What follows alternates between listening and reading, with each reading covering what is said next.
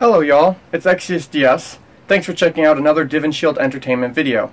I'm making this video because I had something last weekend that was kind of aggravating and I finally got a resolution to it. I'd spent the previous 3 weeks checking out the different computer parts I wanted for the new gaming PC I was building. Finally got all my parts in, the case was the last part, got it all put together, spent a good chunk of time to make all the cabling nice and pristine, hide the wires.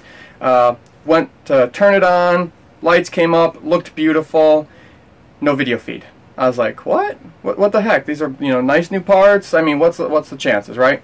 So I went ahead, tried again, no video feed. So I was like, oh, doggone. At this point here, I need to start troubleshooting stuff. So I pulled out my second 1080 Ti card, popped the video connection into just one by itself, no video feed. I changed from HDMI to DisplayPort, no video feed. I decided, we'll pull this out completely. I'm going to try the onboard HDMI, no video feed. At this point I was like, well, doggone it, maybe there's something going on with the memory. So I reseated my memory, I swapped to single stick, I tried different slots for memory, nothing. So I at that point then reseated all the connections, my CPU power connection, the 24 pin motherboard connection. I went ahead and started unpulling things that were not necessary, like the additional front USB connections and the audio headphone jack connections, just to try to limit to bare minimum. I thought my board was dead. All upset. I put a ticket finally in that night to ASRock to see if I could get some kind of support on there. Waited several days, got an email back, decided to walk through all the steps. What I ended up finding out, and this would be kind of really stupid, but I mean, sometimes you miss the really easy things. I had my wiring pins for the power reset connection backwards. Apparently I had confused what was the ground and what was power, hooked that up, so that was one reason apparently I didn't have my reset button working right. I didn't actually realize it at the time because, well, I was trying to just get a video feed, but, that was one thing I had mistaken. So, pay extra, attention to where you're going ahead and hooking up the individual connections for your power button and power reset.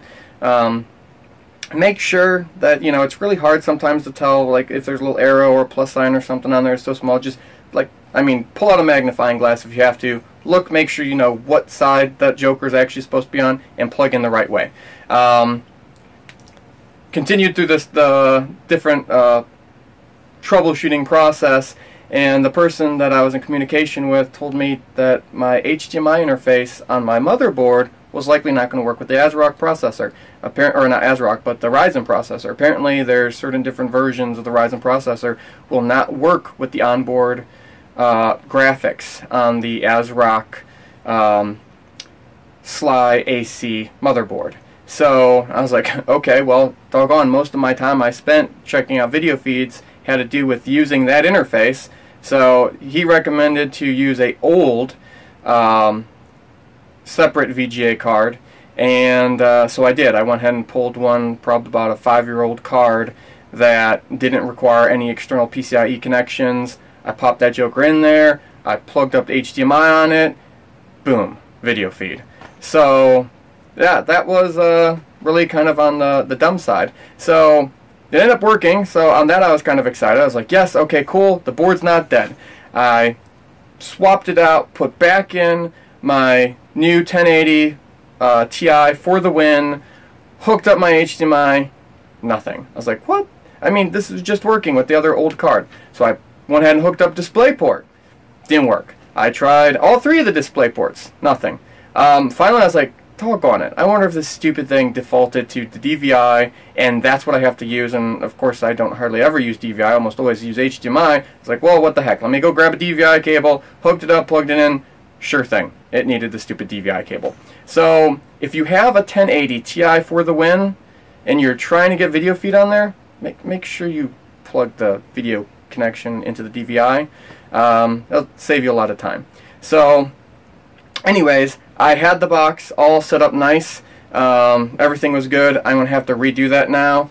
I'll go ahead and show you what I'm going to have put up nice, and then I'll kind of show you it when it's done. So anyways, just a moment, let me pause this here. Okay, so the case that I got is a Thermaltake Core X9 case, and this thing is huge. I got it because I wanted a lot of space, I wanted modularity, and if you can see in this joker here, this has a lot of space. I'm going to just readjust so you can see a little better. Okay, I can go ahead and nearly fit 2 full computers in this case if it went ahead and had a board for it. I can put my power supply on either this side or the default side. I can put my drives on the left side, on the right side, the front, the back. It has a lot of modularity. It's got hookups for allowing you to mount your fans on the sides, the front, the back. The side panels for the case, they're reversible, or so that I can put it either like the clear side on the front or the back. It supports freaking quantities of radiators if you want. I mean, just on the front here, I can go ahead and support, I think it's like 8 180 millimeter fans. It might be 140 millimeter fans, but point is, it supports a ton of airflow. Right now on the front of the case, I have 2 200 millimeter fans, and on the back I have a 180 millimeter fan. On the bottom you can put fans. I mean, you can go crazy with cooling on this case. It's really cool. The top comes off so that you can get easy access in there. The side, the motherboard tray, it pulls out so you can put your motherboard on the tray, get it all screwed down nicely, then slide it into place. There's so many cool things. The side panel for your buttons, that's reversible, so I can remove it from there if I don't like it on that side, put it on the other side. If I was really going to build some kind of super crazy water cooling case, I could remove a section of the floor from this case, get another case, remove the top of that case, and the cases, they literally fuse together, they hook up together to make it one gigantic, just freaking large case. So anyways, so far from what I've seen on this and tried on this case, I really like this Core X9 case. This is probably my favorite case I've gotten so far. Inside of it, I've got a multitude of fans that I've added. I've got my ASRock 370 Killer Sly AC motherboard. I got that because I wanted a motherboard that would support Sly. Decided I was going to build something cool. So I got 2 nice graphics cards.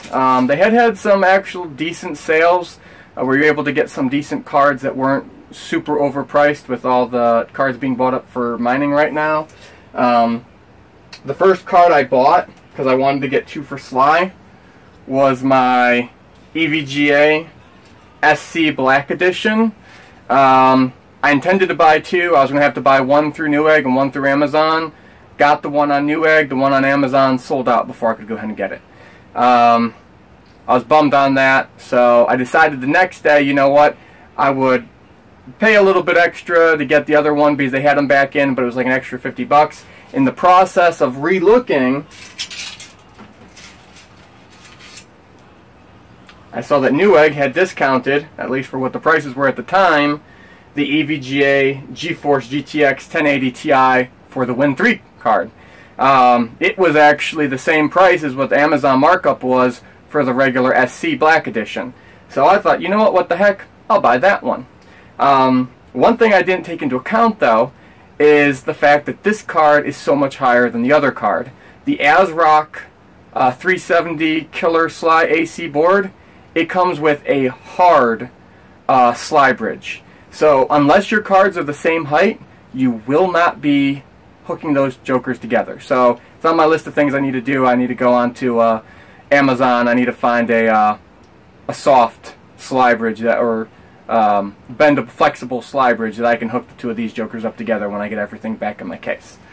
I got a 500 gig Samsung Evo 850. Got a Ryzen 1700.